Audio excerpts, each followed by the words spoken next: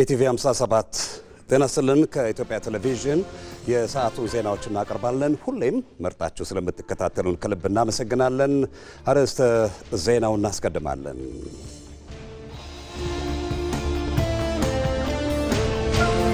የኢትዮጵያ የምርጫም የፖለቲካ ፓርቲዎች ምዝገባና የምርጫ ስነ ምግባር ማሻሻያ ረቂቅ አዋጅ ጸደቀ።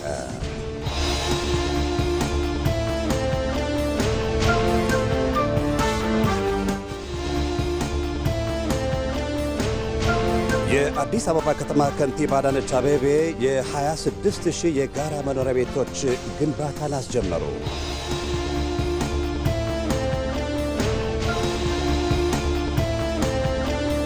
የሩሲያው ፕሬዚደንት ቭላዲሚር ፑቲን ወደ ህንድ አቀኑ።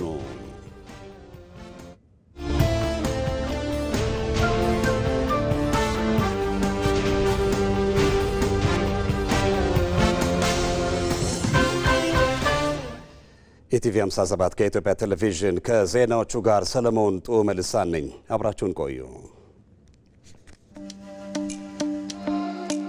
እኛ ጨክነን የያዝነውን መልካም ሐሳብና ስራ ስንቀጥል የማናቃቸው በርካታ ሰዎች ተከታይ ብቻ ሳይሆን የተከታይ መሪ ይሆናሉ።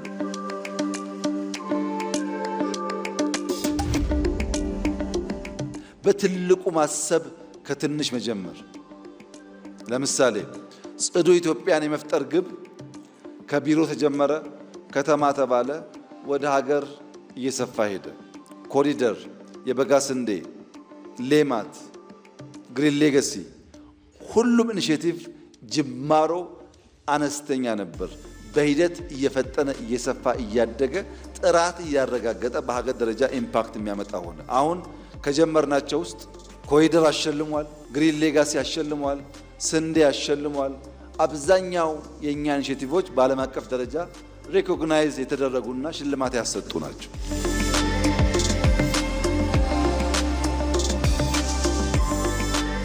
ከእኛ ከእናንተ የሚጠበቀው የጀመርነው መልካም ዘር፣ የጀመርነው ፍጥነት፣ የጀመርነው ትጋት የተሟላ ፍሬ እስኪያፈራ ድረስ ባለማቋረጥ በቀናው ሐሳብ ቀን ከሌት ተግቶ ሰርቶ በስራ ማሳየት ነው።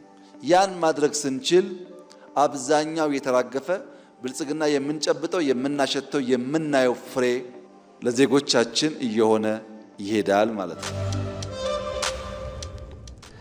ወደ ቀዳሚው ዜናችን አልፋለን። ጠቅላይ ሚኒስትር አብይ አህመድ ከተባበሩት መንግስታት የአፍሪካ ኢኮኖሚ ኮሚሽን ዋና ጸሐፊ ክላቨር ጋቴቴ ጋር ተወያዩ። ጠቅላይ ሚኒስትሩ በማህበራዊ ትስስር ገጻቸው ባሰፈሩት መልእክት ውይይቱ በፈረንጆቹ 2027 አፍሪካን በሚገባ የሚወክል ኮፕ 32 በማዘጋጀት ረገድ በጋራ ስለሚከወኑ ተግባራት ትኩረት ማድረጉንም ጠቅሰዋል። የተባበሩት መንግስታት የአፍሪካ ኢኮኖሚ ኮሚሽን ብሎም ዋና ጸሐፊው ከቡድናቸው ጋር በመሆን ኮፕ 32 ታማ እንዲሆን ከፍተኛ አስተዋጽኦ እንደሚያበረክቱ እተማመናለሁ ሲሉ ጠቅላይ ሚኒስትር አብይ አህመድ በጽሁፋቸው አስፍረዋል።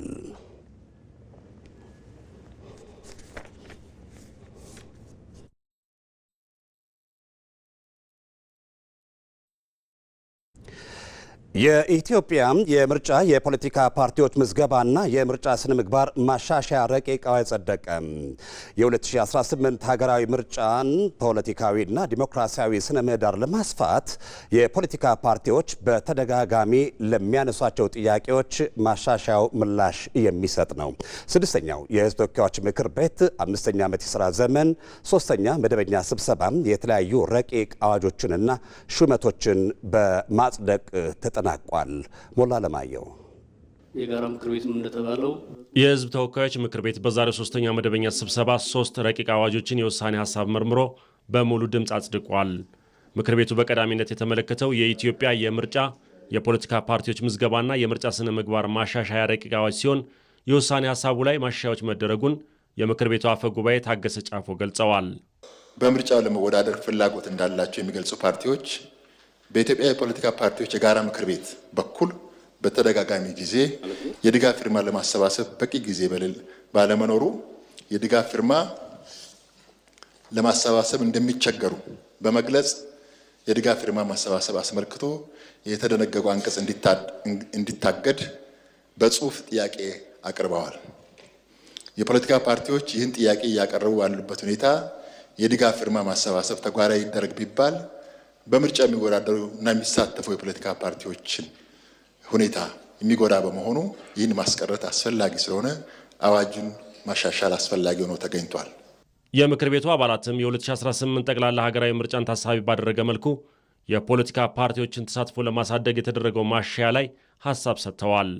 ቀደም ባሉት ጊዜያትም ምቹ ሁኔታዎች ስለሌሉ ቀሪ ቢደረግ የሚል ሀሳብም አስተያየትም ስናቀርብ ስለነበረ ያ ሁኔታ እንደ ሀገር ታይቶ ለሀገር በሚጠቅም መልኩ አሁን በተደረገው ማሻሻያ መልኩ ተሻሽሎ መቅረቡ በጣም ጠቃሚ ስለሆነ እኔም እንደ ምክር ቤት አባል የሚደግፈው ስለሆነ ቢጸድቅ እላለሁ። አመሰግናለሁ። የእጩዎች ድጋፍ ማሰባሰብ እንደተባለውም ሞሽን ላይ እንደቀረበው ጊዜ የሚጠይቅ ጉልበት የሚጠይቅ እና ብዙ ጥረት ማድረግን የሚጠይቅ በመሆኑ ምክንያት ይሄ ጉዳይ ልክ በ2013 ታግዶ እንደነበረው ታግዶ እንዲቆይ በተደጋጋሚ ጥያቄ አቅርበዋል። የጋራ ምክር ቤትም እንደተባለው በጽሁፍም እንዲሁም በምናረጋቸው ግንኙነትም የሚያነሳው ጉዳይ ነው። ስለሆነም ይህን ጉዳይ አግዶ ማቆየት ለምርጫው አስቻይ የሆነ ሁኔታ ከመፍጠር አንጻርም ዴሞክራሲያዊነቱን ከማስፋት አንጻርም እና በዚህ ምክንያት ለመወዳደር የተቸገሩ ፓርቲዎችን ወደ ምርጫው እንዲገቡም እድል የሚፈጥርና በጣም ተገቢነት ያለው ስለሆነ ሞሽኑን የምክር ቤት አባላት ቢቀበሉትና ምክር ቤቱ የተሰጡ ሀሳቦችንና አስተያየቶችን እንዲሁም ማሻሻያዎችን ካዳመጠ በኋላ የኢትዮጵያ የምርጫ የፖለቲካ ፓርቲዎች ምዝገባና የምርጫ ስነ ምግባር ማሻሻያ ረቂቅ አዋጅን በሙሉ ድምፅ አጽድቋል። ምርጫ የፖለቲካ ፓርቲዎች ምዝገባና የምርጫ ስነ ምግባር አዋጅ ቁጥር 1162 ህዝባር 2011 ለማሻሻል የቀረበው ረቂቅ አዋጅ ቁጥር 1397 ህዝባር 2018 ሆኖ በሙሉ ድምፅ ጸድቋል። ሌላኛው ምክር ቤቱ የተመለከተው ሁለት የብድር ስምምነት ረቂቅ አዋጆች ሲሆኑ በኢትዮጵያና በዓለም አቀፍ የልማት ማህበር የተደረጉ ስምምነቶች ናቸው። አንደኛው ለዘላቂና ንጹህ ኢነርጂ ተደራሽነት ማስፈጸሚያ ፕሮግራም የሚውል የብድር ስምምነት ረቂቅ አዋጅ ሲሆን ሌላኛው ለምስራቅ አፍሪካ የክህሎት ትራንስፎርሜሽንና ቀጠናዊ ውህደት ፕሮጀክት ማስፈጸሚያ የብድር ስምምነት ረቂቅ አዋጅ ነው። በተጨማሪም ምክር ቤቱ በዛሬው መደበኛ ስብሰባ 3 የተለያዩ ሹመቶችን አጽድቋል። የግብርና ሚኒስትር አዲሱ አረጋ፣ የሰላም ሚኒስትር መሐመድ እንድሪስ እና የኢትዮጵያ ብሮድካስቲንግ ኮርፖሬሽን ዋና ስራ አስፈጻሚ ቢንያም ኤሮ ሲሆኑ በምክር ቤቱ የመንግስት ተጠሪ ሚኒስትር ዶክተር ተስፋዬ በልጅጌ የትምህርትና የሥራ ልምዳቸው በዝርዝር ቀርቦ ከተወያዩበት በኋላ በሙሉ ድምፅ ጸድቋል። ተሿሚዎችም በምክር ቤቱ ፊት ቃለ መሐላ ፈጽመዋል። ምክር ቤቱ ድንበር ተሻጋሪ ወንጀልን በጋራ ለመከላከል የሚያስችሉ 4 የተለያዩ ረቂቅ አዋጆችን መርምሮ ለዝርዝር እይታ ለሕግና ፍትህ ጉዳዮች ቋሚ ኮሚቴ መርቷል።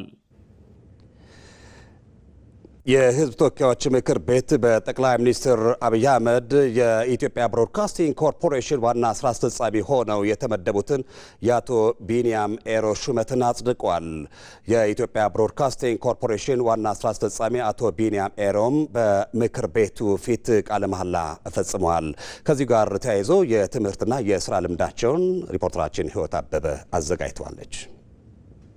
የኢትዮጵያ ብሮድካስቲንግ ኮርፖሬሽን በጠቅላይ ሚኒስትር አብይ አህመድ የተሾሙትን አቶ ቢንያም ኤሮን ዋና ስራ አስፈጻሚ በማድረግ አዲስ ምዕራፍ ጀምሯል። የኢቢሲ ትልቁን የስራ ኃላፊነት ከመቀበላቸው በፊት አቶ ቢንያም ኤሮ የሙያ ጉዟቸውን በትምህርት አዳብረዋል። የመጀመሪያ ዲግሪያቸውን ከጎንደር ዩኒቨርሲቲ አግኝተዋል። ሁለተኛ ዲግሪያቸውን ደግሞ በአዲስ አበባ ዩኒቨርሲቲ ሲያጠናቅቁ በኢትዮጵያ ብሮድካስቲንግ ኮርፖሬሽን ውስጥ ያለውን የስራ ባህል የፈተሸ ጥናታዊ ጽሑፍ በማዘጋጀት ነበር። አቶ ቢንያም ኤሮ የስራ ልምዳቸውን በተመለከተ በብሔራዊ መረጃና ደህንነት አገልግሎት የሰብአዊ ኢንተለጀንስ ኦፊሰር፣ በኢንፎርሜሽን መረብ አስተዳደር የሳይበር ሴኩሪቲ ኦፊሰር፣ በኢትዮጵያ ብሮድካስቲንግ ኮርፖሬሽን የሳይበር ሚዲያ ኃላፊ፣ በጠቅላይ ሚኒስትር ጽህፈት ቤት የማህበራዊ ጉዳዮች ተንታኝ እንዲሁም በኢፌድሪ ትምህርትና ስልጠና ባለስልጣን የትምህርት ማስረጃ ማረጋገጫና ተቋማት ቁጥጥር ምክትል ዋና ዳይሬክተር ሆነው አገልግለዋል። የአቶ ቢንያም ኤሮ ሹመት በህዝብ ተወካዮች ምክር ቤት በሚጸድቅበት ወቅት የምክር ቤት አባላት የትምህርት ዝግጅታቸውን፣ ተቋማዊ አረዳዳቸውንና ከሚዲያ ጋር የተገናኘው የስራ ልምዳቸው ለቦታው ብቁ እንደሚያደርጋቸው ተናግረዋል። አቶ ቢንያም ኤሮ የተማሩት ኦፍኮርስ ከጎንደር ዩኒቨርሲቲ በሳይኮሎጂ ነው የተመረቁት። ሳይኮሎጂስት ናቸው። ከዛ በኋላ ግን አብዛኛውን የስራ ልምዳቸው የሄደው ዘመኑ ያለበት የዲጂታል ዘመን ነው፣ የኢንፎርሜሽን ቴክኖሎጂ ዘመን ነው። ሚዲያ ደግሞ በአብዛኛው በከፍተኛ ደረጃ ከኢንፎርሜሽን ጋር ነው የሚሄደው እና በሳይበር ሴኩሪቲ ኦፊሰር ሆነው ነው እዛው በብሮድካስቲንግ ኮርፖሬሽን ውስጥ ያገለገሉ። ቦታውን ያውቁታል፣ ለውጥን አብረው አካሂደዋል። ከዛ በኋላ ደግሞ በጠቅላይ ሚኒስትር ቢሮ በማህበራዊ ጉዳዮች አስተባባሪነት ሰርተዋል። ስለዚህ ሰፊ ልምድም በዛ ላይ ያካበቱ ስለሆነ ሶስቱም ተሿሚዎች በትክክል ታስቦበት the right person on the right position የተቀመጡ ስለሆነ ቢጸድቅላለሁ። አመሰግናለሁ። አቶ ቢንያምም ከዚህ በፊት በሚዲያ ስራዎች እና በተለያዩ ኃላፊነቶች በሰሩባቸው ጊዜያት ውስጥ የሚጨበጥ ለውጥ ያመጡ ለተመደቡት ስራ አዲስ ያልሆኑ በትግል በስራ የተፈተኑ ስለሆነ የቀረበው ሹመት በጣም በትምህርት ዝግጅት፣ በስራ ልምድ፣ በሁሉም የተዘጋጀና እንደው ታስቦበት የተደረገ ስለሆነ ሹመቱን ከታላቅ አክብሮት ጋር ተቀብለን ብናጸድቀው የሚል ሀሳብ አለን። አመሰግናለሁ። እነዚህ አስተያየቶች ከተሰጡ በኋላ የአቶ ቢንያም ኤሮ ሹመት በሕዝብ ተወካዮች ምክር ቤት አባላት በከፍተኛ ድምፅ ጸድቋል። አቶ ቢንያምም የኢትዮጵያ ብሮድካስቲንግ ኮርፖሬሽንን ለማገልገል ቃለ መሐላ ፈጽመዋል። ስሙትን ቢንያም ኤሮ በዛሬው ዕለት በሕዝብ ተወካዮች ምክር ቤት ቀርቤ የኢትዮጵያ ብሮድካስቲንግ ኮርፖሬሽን ዋና ስራ አስፈጻሚ ሆኜ ስሾም ለሕገ መንግስቱ ታማኝ በመሆን ከሀገሪቱና ከሕዝቡ የጣለብኝን ኃላፊነት በቅንነት በታታሪነት እንዲሁም ሕግና ስርዓትን መሰረት በማድረግ ስራዬን ለመፈጸም ቃል እገባለሁ። መልካም ስራ። አቶ ቢንያም ኤሮ ኢቢሲን መምራት ከጀመሩ በኋላ ሚዲያው በሀገራዊ እሳቤዎች በተለይም በብሔራዊ ጥቅሞች በህብረ ብሔራዊ አንድነትና በወል ትርክት ግንባታ ጠንካራና ቀጣይነት ያለው ሀገረ መንግስት ግንባታ በሁለንተናዊ ብልጽግና ላይ ያተኮሩ የዜና የዶክመንተሪና የፕሮግራም ስራዎች በሀገሪቱ ዋና ዋና የማክሮ ዘርፎች ላይ ያተኮሩ ስራዎችን በማሰራት የሀገሪቱን የእድገት ጉዞ ለማስቀጠል የሚያስችል ዘገባና የሪፎርም ተግባራትን በማከናወን ላይ ይገኛሉ። ለሁለንተናዊ ብልጽግና ለሀገር እድገት ብሎም ለህብረተሰብ ንቃተ ህሊና ሚዲያ ቁልፍ ሚና እንደሚጫወት የገለጹት የኢትዮጵያ ብሮድካስቲንግ ኮርፖሬሽን ዋና ስራ አስፈጻሚ አቶ ቢንያም ኤሮ ብዝሃነትን ማዕከል ያደረገው ኢቢሲ በመደመር መንግስት እሳቤ የኢትዮጵያን ብሔራዊ ጥቅም የሚያስጠብቁ ስራዎችን እንደሚሰራ ተናግረዋል። ኢትዮጵያ ብሮድካስቲንግ ኮርፖሬሽን ነባርና የሀገሪቱ ዋና ቁልፍ ሚዲያ ነው።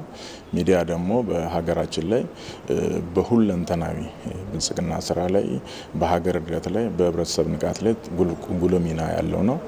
ያን ከማድረግ አንጻር ሀገራችን አሁን የተከተለች ያለችውን እድገት መርህ ለማስቀጠል ኢቢሲ በብዙ መልኩ ብዙ ስራዎች ይጠበቅበታል። የጀመራቸው መልካም ነገሮች እያስቀጠልን የነበሩ ጉድለቶችን እየሞላን ሀገራችን ህብረ ብሔራዊ አንድነቷ ተጠብቆ እንዲሁም ብሔራዊ ጥቅሞቿ እንዲከበሩ በብዙ መልኩ ደግሞ ያልተግባባንባቸው ሀገራዊ ጉዳዮችን ወደ መግባባት እንድንመጣ ገዢ ትርክት እንዲኖረን ከማድረግ አንጻር ከሁሉም በላይ ደግሞ የምንጊዜም የህዝባችን መሻት የሆነው የእድገት ጉዳይን ሁለንተናዊ ብልጽግናን ከማረጋገጥ አንጻር እንደ መንግስት የተያዙ እቅዶችን ለማሳካት በዋናነት ለመስራት እየተጋን ነው የምንገኘው። ተቋሙ በሁሉም መልኩ የህዝብን ድምጽም የሀገረ መንግስቱን ፍላጎትም ለማሟላት ሚዛኑን ጠብቆ መስራት እንዳለበት እናምናለን። ያለ ማድረግ በትጋት እየሰራን ነው። ሰፋፊ ሪፎርሞች ተጀምረዋል። እነዛን ወደ ዳር አድርሰን ተቋሙ ካለበት ደረጃ ከፍ እንዲል እናደርጋለን። ኢቲቪ 57 ከኢትዮጵያ ቴሌቪዥን ዜናዎቻችን እንደቀጠሉ ናቸው። ከንቲባ አዳነች አቤቤ በኢትዮጵያ የመጀመሪያ በሆነው የግንባታ ቴክኖሎጂ የሚሰሩ የ26,000 የጋራ መኖሪያ ቤቶች ግንባታን አስጀመሩ። የብረት ውጤቶችን በመጠቀም የሚገነባው አዲሱ ቴክኖሎጂ በጥራትና ባጠረ ጊዜ የጋራ መኖሪያ ቤት ግንባታውን ለማጠናቀቅ እንደሚያስችል ከንቲባ አዳነች አቤቤ ገልጸዋል። ይመራደም ዝርዝር አለው። በዚህ ዓመት በመዲናዋ አዲስ አበባ ሊተገበሩ ከተያዙ ዋነኛ እቅዶች መካከል የመኖሪያ ቤቶችን አቅርቦት ለከተማዋ ነዋሪዎች ተደራሽ ማድረግ በቀዳሚነት ይጠቀሳል። ይህን የነዋሪዎችን የቤት አቅርቦት ተደራሽ በማድረግ ጥረት ውስጥም የጋራ መኖሪያ ቤትን በቴክኖሎጂ በመታገዝ ጭምር ወደ ግንባታ ተገብቷል። ከንቲባ አዳነች አቤቤ በከተማዋም ይሁን በኢትዮጵያ የመጀመሪያ በሆነው ቴክኖሎጂ የሚገነቡ 26000 የጋራ መኖሪያ ቤት ግንባታን በላፍቶ ሳይት አስጀምረዋል። የከተማ አስተዳደሩ በቤቶች ልማት ላይ በብርቱ ትጋት እየሰራ እንደሚገኝ የሚናገሩት ከንቲባ አዳነች አቤቤ ከተለመደው የግንባታ አሰራር በተጨማሪም የተለያዩ ቴክኖሎጂ በመጠቀም ቤቶችን ይገነባል ብለዋል። ከተማችን በተለመደው የግንባታ አሰራር ትገነባለች።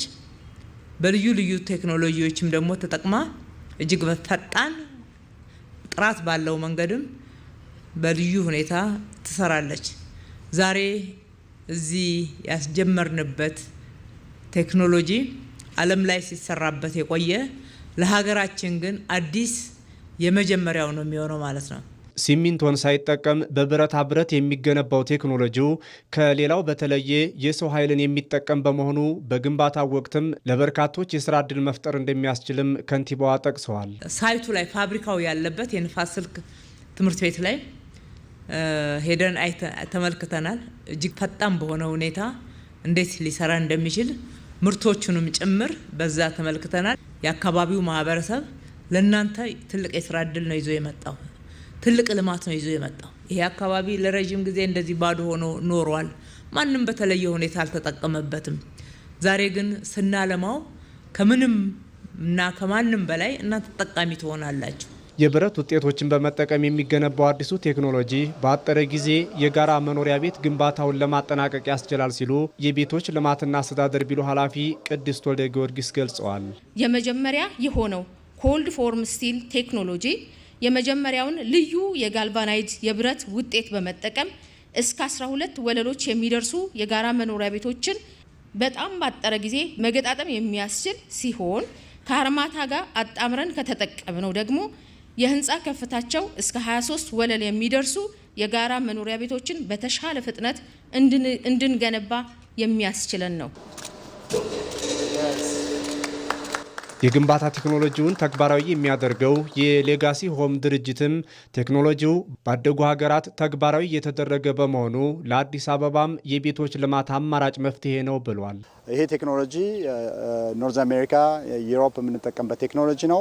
ሲሚንቶ ሳንጠቀም፣ ሪባር ሳንጠቀም ብረቶችን በማጠፍ በፕላንት ውስጥ በማስኬድ ቤቶችንና ኮንስትራክሽን መስራት ነው። በከተማ አስተዳደሩ ሙሉ በጀት የሚሰራው 26000 የጋራ መኖሪያ ቤት ፕሮጀክቱ ቴክኖሎጂውን ያመጣው የሌጋሲ ሆም ድርጅት ደግሞ በኮንትራትነት ይሰራል።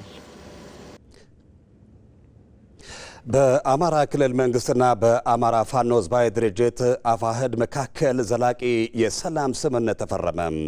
ስምምነቱን የአማራ ክልል ርዕሰ መስተዳድር አረጋ ከበደና በአማራ ፋኖ ህዝባዊ ድርጅት አፋሕድ ካፒቴን ማስረሻ ሰጤ ፈርመዋል። ስምምነቱ መፈረሙን ተከትሎም የክልሉ ርዕሰ መስተዳድር አረጋ ከበደ በክልሉ ሰላምን የሚያመጣ ስምምነት መሆኑን ገልጸዋል። ከስምምነቱ የክልሉ ህዝብ፣ መንግስት እንደዚሁም ታጣቂዎች የሚያተርፉት መሆኑንም ገልጸዋል። ርዕሰ መስተዳድሩ ከውይይት ይልቅ ጠመንጃን መርጠው ላሉ መንግስት ማናቸውንም ችግሮች በውይይት ለመፍታት ዝግጁ በመሆኑ ወደ ሰላማዊ መንገድ እንዲመጡ ጥሪ አቅርበዋል። በክልሉ ያሉ ታጣቂዎች ወደ ሰላም እንዲመጡ ህዝቡ ሲጠይቅ መቆየቱን ያነሱት ርዕሰ መስተዳድሩ የዛሬው ስምምነት ትልቅ እፎይታ የሚሰጥ ነው ብለዋል። በክልሉ የሚገኙ መዋቅሮች መንግስት የሰላም አቅጣጫን እንደሚከተል አውቀው እንዲተገብሩም ጠይቀዋል። በአማራ ፋኖ ህዝባዊ ድርጅት አፋሕድ በኩል ስምምነቱን የፈረሙት ካፒቴን ማስረሻ ሰጤ የግጭት መቋጫው ውይይት መሆኑን ገልጸዋል። ሌሎች በጫካ የሚገኙ ወገኖች ይህንን ፈለግ እንዲከተሉና ችግሮቻቸውን በውይይት እንዲፈቱም ጥሪ አቅርበዋል። ከባዕዳንና ታሪካዊ ጠላቶች ጋር የሚደረግ ግንኙነት አጥፊ ነው ሲሉም ገልጸዋል። ዘላቂ የሰላም ስምምነት ፊርማ ስነ ስርዓቱ ላይ የተገኙት የአፍሪካ ህብረት ኮሚሽን ምክትል ኮሚሽነር ሰልማ ሀዲድ በበኩላቸው ስምምነቱ ለሌሎች ታጣቂዎችም የሰላም በርን የሚከፍት ነው ብለውታል። የኢጋድ ምክትል ዋና ጸሐፊ መሐመድ አብዲ በበሪ በኩላቸው ውሳኔው ታሪካዊና ጀግንነትን የሚጠይቅ ነው ብለውታል። ሌሎች ታጣቂዎችም ይህንን ሂደት እንዲቀላቅሉም ጠይቀዋል።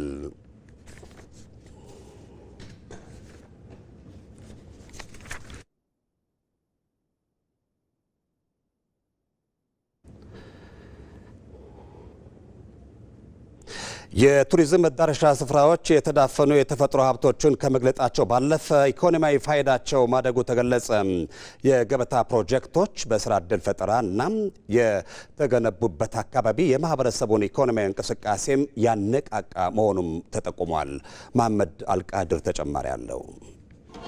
ቱሪዝምን ከቅርስነት ወደ ቁርስነት እንቀይረው ነው። ቅርሱ አለ፣ ግን ቁርስ መሆን አልቻለም። ትላልቅ ቅርስ ይዘን ወደ ቁርስ መቀየር ባለመቻላችን የገንዘብ ምንጭ መሆን የሚችሉ ቅርሶች መጠገን እንኳን ወደማንችልበት ደረጃ ወርደዋል። ኢትዮጵያ በታሪኮች የበለጸገች ድንቅ መልክዓ ምድር ያላት ብትሆንም ውበቷን ሙሉ በሙሉ ለዓለም ሳታጋራ ቆይታለች። አሁን ላይ የቱሪዝም ዘርፉ በኢትዮጵያ ውስጥ አዲስ ምዕራፍ ላይ ደርሷል። ለዘመናት ተዳፍነው የቆዩት የተፈጥሮ ውበቶችና ታላላቅ ቅርሶች ከቀላል መዳረሻነት ወደ ኢኮኖሚ አንቀሳቃሽ ኃይልነት እንዲሸጋገሩ በመደመር መንግስት እሳቤ ትኩረት ተሰጥቶት መሰራት መጀመሩ የቱሪዝም ማዕዱን በ3 ገበታዎች ላይ እንዲገለጽ ዘንድ በሩን ከፍቷል። ኢትዮጵያ በጣም ትልቅ ሀገር ነው። እጅግ በጣም ብዙ የሆኑ መስህቦች አሏት። እንግዲህ ይሄ ስራ ያው በክቡር ጠቅላይ ሚኒስትራችን አመራር ሰጪነት በገበታ ለሸገር ብዙ ፕሮጀክቶች ተሰርተዋል። ከዛ እንግዲህ በቀጣይነት በገበታ ለሀገር ፕሮጀክቶች ደግሞ እንደምታውቁት የሀላላ ኬላ፣ የዚህ የጨበራ ጩርጩራ፣ የኮሻና የጎርጎራ ፕሮጀክቶች ተሰርተዋል። እዚህ አሁን እየተጨመሩ ያሉ የገበታ ፕሮጀክቶች የጨመሩት መዳረሻ ብቻ ሳይሆን የቱሪዝም ኢንፍራስትራክቸር መንገዱን ጭምር ስለሆነ ከፍተኛ ፋይዳ አላቸው ማለት ነው። የአትራክሽን ሳይቶ አለ፣ መስህቡ አለ። በጣም የሚያምር አካባቢ ነው። ግን መዳረሻ ካለማ በስተቀር ቱሪስት ሊመጣ አይችልም ነበረ። ስለዚህ ይሄ ልክ እንደ መቀስቀሻ አላርም አለ አይደለም፣ ዘርፉን ተኝቶ የነበረውን ዘርፍ እንደ መቀስቀሻ አላርም ሆኖ የሚያገለግል መቼም ቅድም እንዳልኩ ነው፣ ስራ እድል ፈጥሯል። ይሄ ቦታ በመሰራቱ ለሀገር ኢኮኖሚ የራሱን ኮንትሪቢዩሽን ያስተዋጽኦ ገና ያደርጋል። ቱሪስትን በመሳብ በውጭ ምንዛሪ የሚሆን በሀገር ውስጥ ገቢም በጣም ሰፊ እድል የሚፈጥር ነው ማለት ነው። ገበታ ለሀገር የቆየውን ሀገራዊ ነባራዊ ሁኔታ በመቀየር ተነስቶ በአጭር ጊዜ ውስጥ የኢትዮጵያን የቱሪዝም ገጽታ ሙሉ በሙሉ እየለወጠም ይገኛል። ጠቅላይ ሚኒስትር አብይ አህመድ የቱሪዝም ዘርፉ የቆመበትን መርህ በግልጽ ሲያስቀምጡ ኢትዮጵያ ቅርሶቿን ወደ ቁርስነት መቀየር አለባት፣ ዘመኑን የዋጀ ማረፊያ፣ የጎብኚዎችን ወጪ የሚመጥንም አገልግሎትን አስፈላጊነት ያነሳሉ። የእኛ ቅርሶች ወደ ቁርስ ይቀየሩ። ወደ ቁርስ ለመቀየር ደግሞ ዘመኑን እንገንዘበው። አሁን ያለው ዘመን፣ አሁን ያለው ትውልድ፣ አሁን ያለ ጎብኚ ቫሊዩ ፎር መኒ እና ኤክስፒሪየንስ ደምሮ የሚያይ ነው። ቅርስ ብቻ ስላለህ መጥቶ አያይህም። ለሚያወጣው ወጪ የሚመጣጠን ሰርቪስ፣ የሚመጣጠን ኢንቫይሮንመንት፣ የሚመጣጠን ሰላም መኖሩን ማረጋገጥ ይፈልጋል። ባለፉት 3 ወራት 10,000 የሳውዲ ዜጎች ወንጪን የጎበኙት አትራክሽኑ ብቻውን ባለበት ሰዓት አልመጡም። ዴስቲኔሽን ስለሰራን ጭምር ነው። ሁለቱ ተደምሮ መሆን አለበት። ማርኬትም ታርጌት እናድርግ። ሁሉንም ማሰብ አንችልም። ለኛ ኮስት፣ ለኛ ባህሪ፣ ለኛ ዌዘር የሚመጥነውን ሰው ለይተን እናምጣ። ጠቅላይ ሚኒስትር አብይ እንዳሉት የቱሪዝም ዘርፉ እንደ መሻገሪያ ዘርፍ መታየት ያለበት፣ እሴቶችንም ለጎብኚዎች የማይረሳ ማድረግን ያሻል። ኢትዮጵያ ውስጥ በጣም በርካታ ፖቴንሻሎች አሉ። ከፖቴንሻሉ አንዱ ጋስትሮኖሚ ነው። ጋስትሮኖሚ በብዙ ሀገራት የቱሪስት አትራክሽን እየሆነ ነው ያለው። ጋስትሮኖሚ ማለት ሎካል ምግቦች ለዚያ ቱሪስት እንዲመች አድርጎ ማዘጋጀት፣ ከዚያም ባሻገር ደግሞ እሱም እንዲሳተፍ ማድረግ። ለምሳሌ እንጀራ ቅመስ ሳይሆን እንጀራ እንዲጋግር ማድረግ፣ ቤስት ኤክስፒሪየንስ መፍጠር። ጨንቻ አካባቢ ያለን ሸማ ከምናለብሰው ሸማ ሲሸመን ስራ ሞክር ብለን እንዲሰራ እያደረግነው ልብስ እንዴት እንደሚሰራም ብናሳይ የቱሪዝም ቦታዎችና መዳረሻዎችን ማስፋት እንዲሁም ማስተዋወቅ የሁሉም ኢትዮጵያዊ ኃላፊነት መሆኑን አጽንኦት የሰጡት ጠቅላይ ሚኒስትር አብይ አህመድ የተዳፈኑ ሀብቶችን በመግለጥ ለሀገር ብልጽግና ትልቅ አስተዋጽኦ ለማድረግ ያለመ የለውጥ ጉዞ እንደሚያስፈልግም አንስተዋል። አዲስ አበባ ከተማ አስተዳደር ወጣቶችና ስፖርት ቢሮ በመደመር መንግስት መጽሐፍ ዙሪያ ለ4 ቀናት ከ25,000 በላይ ወጣቶች ጋር ሲያካሄድ የነበረውን የፓናል ውይይት ዛሬ አጠናቀቀ። እንደ ሪፖርተራችን ፍሬዎት ረታም በማጠቃለያ ፕሮግራሙ ላይ የተገኙት የአዲስ አበባ ከተማ አስተዳደር ብልጽግና ፓርቲ ቅርንጫፍ ጽሕፈት ቤት የዴሞክራሲ ስርዓት ግንባታ ጽሕፈት ቤት ኃላፊ ዶክተር ሚኤሳ ይልማ የመደመር መንግስት በምናብ ተጸንሶ በተግባር የተፈተሸ ስለመሆኑ በአዲስ አበባ የተከናወኑ የልማት ውጤቶች ማሳያ ናቸው ሲሉ ገልጸዋል። ዋና ከተማችን ጨምሮ አዲስ አበባን ጨምሮ የጉስቁልና፣ የድህነት፣ የስራ አጥነት ምልክት ሆኖ ነው የቆዩት። ታውቃላችሁ፣ አዲስ አበባ ውስጥ ሰው ሸራ ቤት ውስጥ ይኖር ነበር። ታውቃላችሁ፣ ሸራ ቤት፣ ላስቲክ ቤት፣ ቆርቆሮ ቤት ሰው በወረፋ የሚተኛባት ከተማ እንደነበረች ትመስክር ካሳንቺስ፣ ትመስክር ፒያሳ ማለት ይቻላል። ነገር ግን ከተማችንን ክብራችን በምትመጥን ልክ ዳግም የመገንባት ከዚህ ከልማት ምክንያት የተነሱ ዜጎች ደግሞ ክብራቸውን የሚመጥን የመኖሪያ አካባቢና የመኖሪያ ቤት የመኖሪያ መሰረተ ልማት እንዲያገኙ የማስቻል ስራ ተደርጎ እየተሰራ ነው። ስለዚህ የመደመር መንግስት የምናብ የሂሳብ ብቻ ሳይሆን የተግባርም ጉዳይ ሆኗል ማለት ነው። ወጣቶች ጥሪ አደርግላችኋለሁ፣ ጊዜ ወስዳችሁ አንብቡ። የራሳችሁ የሆነውንም አገር በቀል ሀሳብም አንብቡ፣ የባላንጣዎቻችንም ሀሳብ አንብቡ፣ ትራንጉሌት አድርጉ። ሚዛናዊነትን ይዛችሁ ወደፊት መስፈንጠር ትችላላችሁ ማለት ነው። የመደመር መንግስት እሳቤ የአሁኑ ትውልድ ዋጋ ከፍሎ ለቀጣዩ ትውልድ የምትሆን ኢትዮጵያን መገንባት አስፈላጊ መሆኑን ይገልጻል። እሳቤው ለመጪው ትውልድ የምትሆን ሀገር መገንባት ብዙ ልፋትና ጥረትም እንደሚጠይቅ ነው የሚገልጸው። ሀብታሙ ተክለስላሴ ዝርዝር አለው። የእስካሁን ስኬቶች የሚታዩ የሚጨበጡ ድሎች በመደመራዊ ፈጠራና ፍጥነት የኢትዮጵያችንን ነገ ሊበይኑ እንደተለፋባቸው አሳይተዋል። ልዕልናና የቀደመ ክብሯን ለመመለስ እንደተደከመባቸው አስመስክረዋል። ለማን? ለትውልዱ። መነሻ ሀሳብ፣ መሻገሪያ ድልድይ፣ መዳረሻ ብልጽግና ካልን በኋላ ተሻጋሪው ማን ነው? ማን ነው የሚሻገረው? የሚሻገረው ትውልድ ነው፣ አንተ አይደለህም። ብልጽግናን የሚያጣጥመው ትውልድ ነው። ባለቤት እንዳለው ያንተ ሚናና ስራ ምን እንደሆነ ካወቅ እናሳካዋለን። ከተቀላቀለ ግን አናሳካውም። ተሸክመህ ድልድይ ሰርተህ ትውልድ ሰርተህ ማሻገር ነው ያንተ ፋንታ። ኢንጆይ የሚያደርገው ያ የተሻገረው ትውልድ ነው። እኔው ሰርቼ፣ እኔው ገንብቼ፣ እኔው ኢንጆይ አድርጌ፣ እኔው አርፌ ካልክ ይቀላቀልና አይመጣም፣ ውጤቱ አይሳካም። የመደመር መንግስት ለትውልድ ጨከን ብሎ መትጋትን፣ ኮስተር ብሎ መልፋትን ለዛሬው ትውልድ ይሰጣል።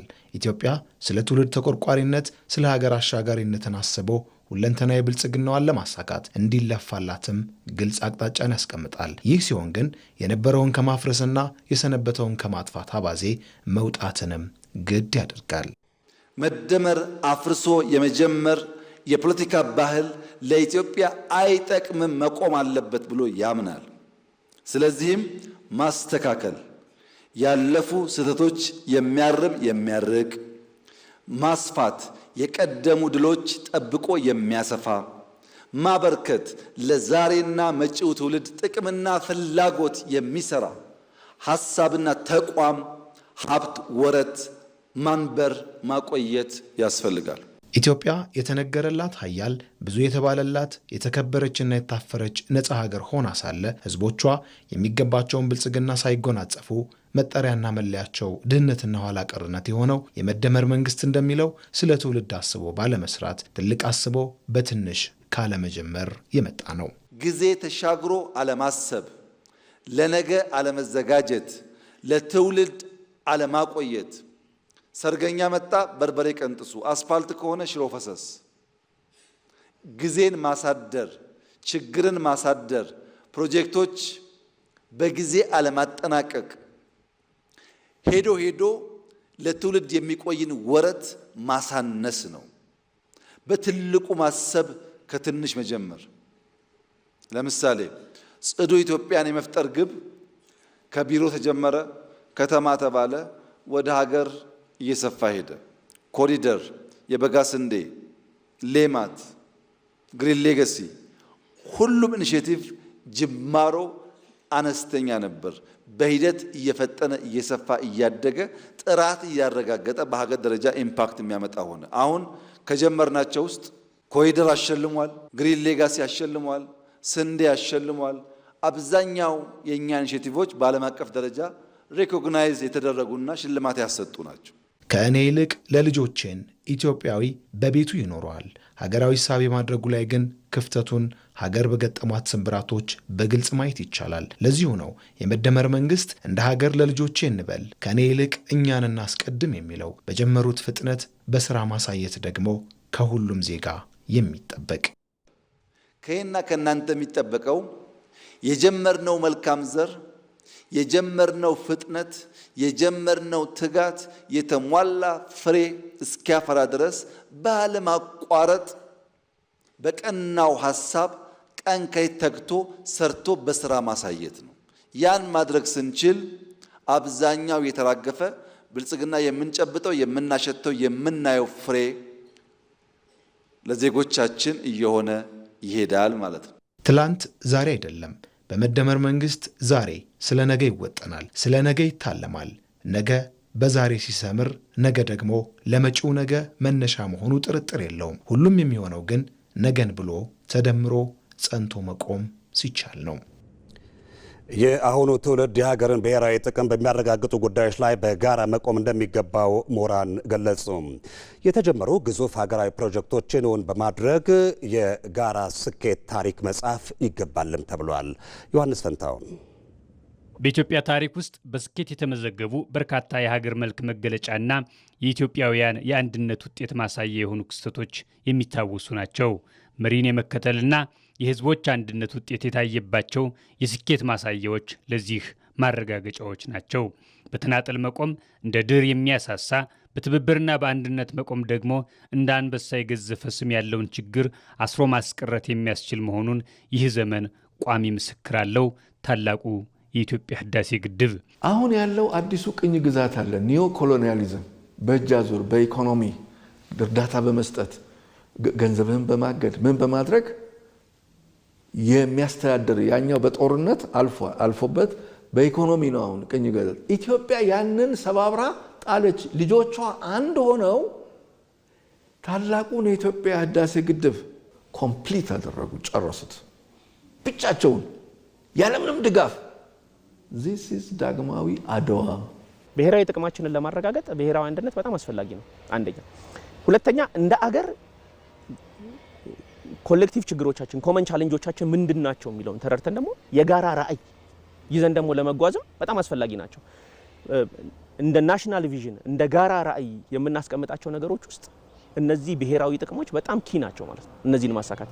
ስለዚህ አንድ ሶሳይቲ ድራይቭ የሚያደርገው ራዕይ፣ ድራይቭ የሚያደርገው ቪዥን፣ ኮሚትመንት ያስፈልገዋል ማለት ነው፣ እንደ ሀገር እንደ ሶሳይቲ ማለት ነው። ይህ ትውልድ በመጪው ትውልድ ዳግማዊ አድዋን የሰራ የኢትዮጵያን የኢንዱስትሪ አብዮት ጥማት በነዳጅ በማዳበሪያና በተፈጥሮ ጋዝ ፋብሪካዎች መስመር የጀመረ ምናልባትም የባህር በር ጥያቄን እውን ያደረገ ተብሎ ሊታሰብ ይችላል። ይህ እንዲሆን ግን በጋራ መቆም፣ በአንድነት መስራት የግድ ይላል። ብዙ የዘመናዊ ትምህርት እንኳን ሳይማሩ እነዛ አያት ቅድመ አያቶቻችን ያችን አገር አሰባስበው አንድ አድርገው ጠብቀው የሰጡንን አገር እኛ ደግሞ አሁን ያለነው ምንድነው መጨመር ያለብን? አንድ ሆነን በሳይንስ በቴክኖሎጂ በእውቀት ይህችን ሀገር ማስበረር ነው። ተወዳዳሪ ማድረግ በዓለም ላይ በኢኮኖሚ አሁን የተያዙ የልማት ብዙ ፕሮጀክቶች አሉ፣ የሚታዩ አሉ። እነዚህን እንዴት አድርገን ሰብሰብ ብለን የበለጠ እናሳድጋቸዋለን? እንዴት ነው የስራ የምንፈጥረው? በየቦታው ሁሉም ሰራተኛ የሚሆንበት፣ ሁሉም የሚረባረቡበት የስራ እድል፣ መሬቱ፣ ተራራው፣ ሸንተረሩ፣ ወንዙ ምኑ የሚለማበት እንዴት ነው የምናመጣው? ብሔራዊ አንድነት ነው የሚያመጣው። አገር ፕሮጀክት ናት። አገር ፕሮጀክት ናት ማለት አቅደህ አስበህ አቅም ፈጥረህ አመራር ሰጥተህ የምትሰራት ናት። ይሄን ደግሞ በጥቂቱ አንድ ህዝብ፣ አንድ እምነት ወይ አንድ አካባቢ ሊሰራው የሚችል አይደለም። አገር ሁላችን እንደየአቅማችን አዋተን ዕውቀትም ጉልበትም አዋተን የምንሰራው ነው አገር። የትናንት ኢትዮጵያውያን የአንድነት ታሪክ የዛሬው ትውልድ የጋራ ትርክት ሆኖ ያገለግላል። ነገም የጋራና አሰባሳቢ ትርክት ኢትዮጵያውያን እንዲኖራቸው ዛሬን በጋራ መቆም፣ የሀገርን ሉዓላዊነት በአንድነት በመስራት ማስጠበቅ ከዚህ ትውልድ የሚጠበቅ ነው።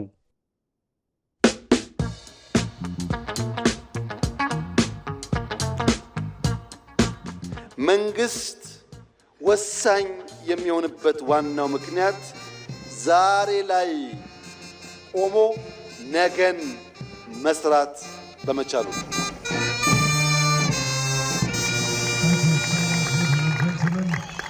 አዲስ አበባ ላይ ከ100 በላይ ጥቃቅን ስታዲየሞች ገንብተናል። በየሰፈሩ እንደምታዩት። ለምን እሱን ሳትሰራ ቴሌቪዥን እያየ ብትቆጭ ከቁጭት ባሻገር ውጤት ታያችል።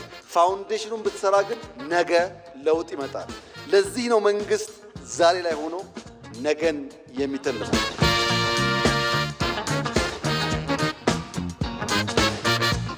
የዛሬ 2 ዓመት 3 ዓመት ባይደርስልኝ 5 6 7 10 ዓመት ላይ ኢትዮጵያ ጠንካራ ቲም እንዲኖራት ዛሬ ኢንቨስት ማድረግ አለብኝ ብሎ መንግስት ይሰራል።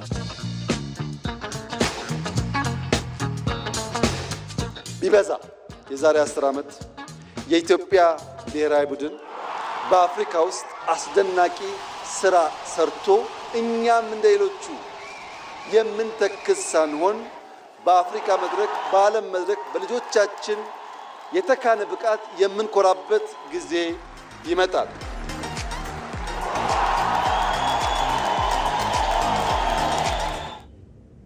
ዜናዎቻችን እንደቀጠሉ ናቸው። በአማራ ክልል የታየውን ሰላም ለማጽናት የሀገር ሽማግሌዎችና የሃይማኖት አባቶች ኃላፊነታቸውን እንዲወጡ ርዕሰ መስተዳድር አረጋ ከበደ ጠየቁ። ርዕሰ መስተዳድሩ ከደብረ ማርቆስ ከተማ ነዋሪዎች ጋር በወቅታዊ የሰላም የልማትና የመልካም አስተዳደር ጉዳዮች ዙሪያ ተወያይተዋል። ሳሙኤል ወርቃየው ተጨማሪ አለ።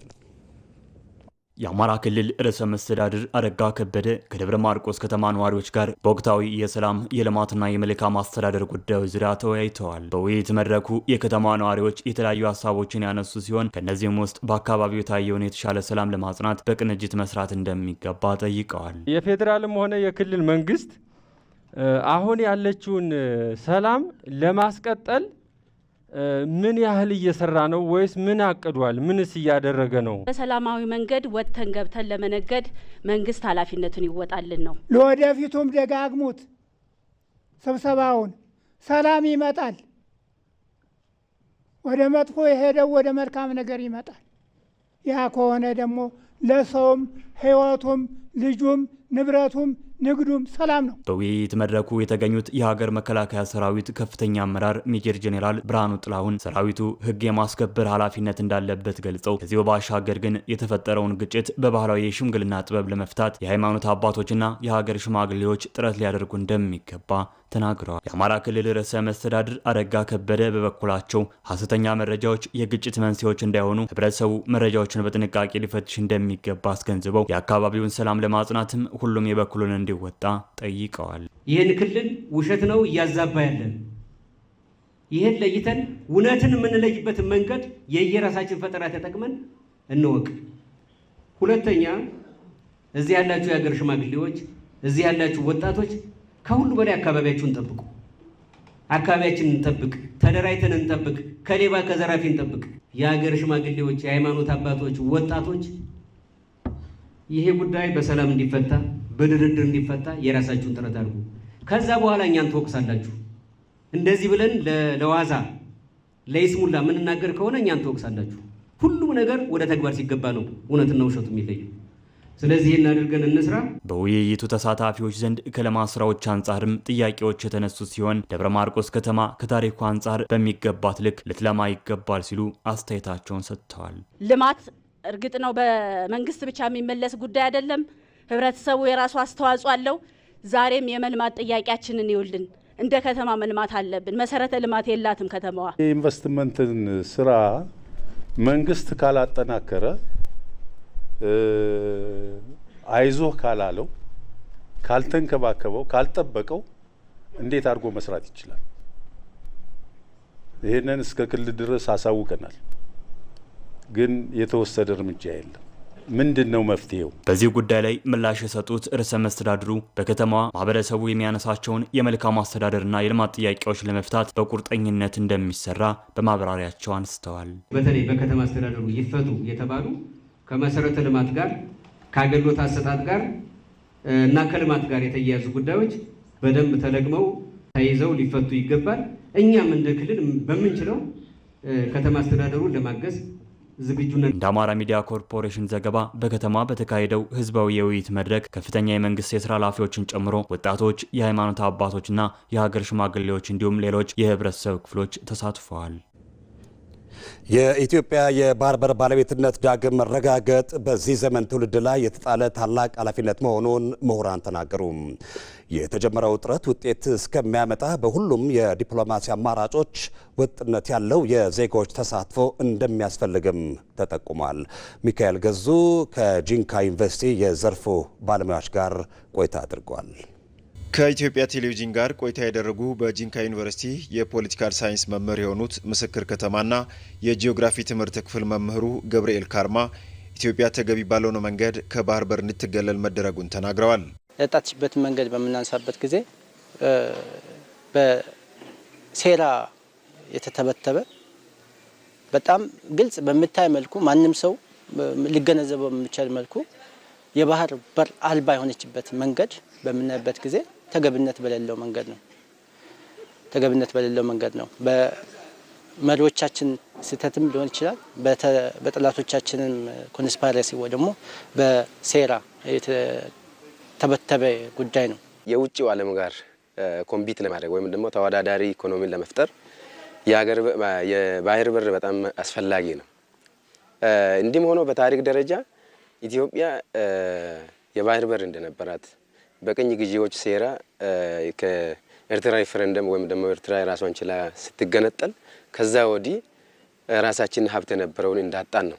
ይሄ ትልቅ ቁጭት ነው። ጎረቤት ሀገር ላይ ጥገኛ ከመሆን የራሳችን የምናስተዳድረው ፖርት ብኖረን ወይም ደግሞ የባህር በር ብኖረን ከፍተኛ ኢኮኖሚያዊ ለውጥ ለማምጣት እንደምንችል ነው የሚታየኝ። የኢትዮጵያ የባህር በር ባለቤትነት ጥያቄ ሀገሪቱ ለባህር በር ያላት ቅርበት እንደዚሁም ከዚህ ቀደም ኖሯት ያጣች መሆኗ የባህር በር ከሌላቸው ሀገራት አንጻር ሲታይ ልዩ እንደሚያደርገው ገልጸዋል። ወደ 44 የሚጠጉ ሀገራት የባህር በር አልባ ሀገራት ናቸው። ወይ ደግሞ ባህር በር የሌላቸው ሀገራት 44 የሚጠጉ ሀገራት አሉ። ከነዚህ ሀገራት ውስጥ ምናልባት በአንጻራዊነት በምናይበት ጊዜ የኢትዮጵያ ልዩ ያደርገዋል። ለየት የሚያደርገው ጉዳይ ምንድነው? ሰፊ ህዝብ ዛ በትንሽ ኪሎ ሜትር ርቀት ተቀምጣ የባህር በር የሌላት ሀገር ኢትዮጵያ ብቻ ነች። ዓለም አቀፍ ተሞክሮች እንደሚያመለክቱት የባህር በር ያልነበራቸው ሀገራት በተለያዩ ህጋዊ አማራጮች የባህር በር ባለቤት እንዲሆኑ ያስቻሉ የሀገራት ተሞክሮች አሉ። የኢትዮጵያ ጉዳይም በዚህ ማዕቀፍ ውስጥ የሚታይ ሆኖ ይነሳል። ማንም ሀገር ማግኘት አክሰስ ማድረግ እንደሚችለው በዓለም አቀፍ ህጉ መሰረት የባህር በር በሁለት መንገድ ማግኘት ይቻላል። አንደኛ ያው በንግድ ህግ መሰረት ሰጥቶ በመቀበል መርህ ሊሆን ይችላል። ሁለተኛው ደግሞ ማንኛውም የባህር በር አልባ ሀገራት የባህር በር አክሰስ የማድረግ መብታቸው የዩናይትድ ኔሽን ኮንቬንሽን በ1982 የወጣ የዓለም አቀፍ የተባበሩት መንግስታት ድርጅት የጋራ ኮንቬንሽን አለ፣ ስምምነት አለ። በዛ መሰረት ማግኘት ትችላለች። እነዚህ ሁለቱ የማግኛ መንገዶች በሀገራቱ ወይ ደግሞ በባህር በር ባለቤት ሀገራት ወይ ደግሞ ኮስታል ስቴት ይባላሉ። ኮስታል ስቴቶች ይሁንታ ላይ የተመሰረተ ነው። የተጀመረው ጥረት ወደ ውጤት እስኪቀየር የዜጎች ሚና በሚጠይቁ ጉዳዮች ላይ ወጥነት ያለው ተሳትፎ ማድረግ እንደሚገባም ባለሙያዎቹ አመልክተዋል። ኢቲቪ 57 ከኢትዮጵያ ቴሌቪዥን የሰዓቱ ዜናችን እንደቀጠለ ነው። የውጭ ዜና የሩሲያው ፕሬዚደንት ቭላዲሚር ፑቲን ወደ ህንድ አቀኑ። በዩክሬን ጦርነት ምክንያት ብዙም የውጭ ሀገር ጉዞ የማያደርጉት የሩሲያው ፕሬዚደንት ቭላዲሚር ፑቲን ህንድ ነው ኒው ዴልሂ ነው የገቡት። ፕሬዚዳንቱ በህንድ የሩሲያ ህንድ ቢዝነስ ፎረም እንደሚታደሙ የመገናኛ ብዙሃን ዘግበዋል። የህንዱ ጠቅላይ ሚኒስትር ናሬንድራ ሞዲ እና ቭላዲሚር ፑቲን በመከላከያ ትብብር፣ የኃይል አቅርቦት እንደዚሁም የሁለቱን ሀገራት ግንኙነት ስትራቴጂካዊ ደረጃ ለማድረስ ውይይት እንደሚያደርጉ ይጠበቃል ሲል ቲአርቲ ወርልድ ዘግቧል። የአሜሪካው ፕሬዚዳንት ዶናልድ ትራምፕ ህንድ ከሩሲያ ነዳጅ መግዛት ለማቆም ተስማምታለች ቢሉም በህንድ በኩል ግን ተጨማሪ መጠን ያለው ነዳጅ ከሩሲያ ለመግዛት ስምምነት ለማድረግ መዘጋጀቱ ተገልጿል።